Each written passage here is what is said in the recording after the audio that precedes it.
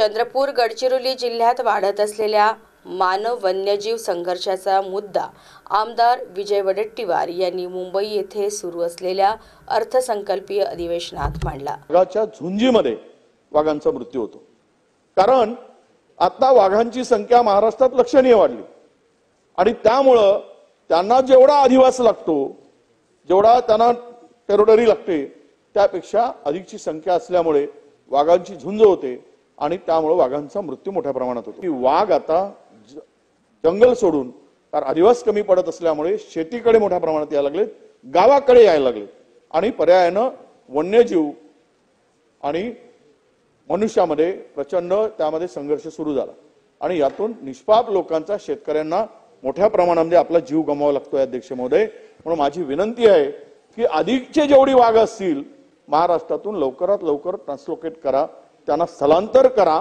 आणि त्यांना त्या शेतकऱ्यांना आपण प्रोटेक्शन देण्याची भूमिका आपण स्वीकारली पाहिजे। कारण शेतीशी आणि शेतकऱ्यांचा आणि जंगलाचा संबंध रोजचा आहे।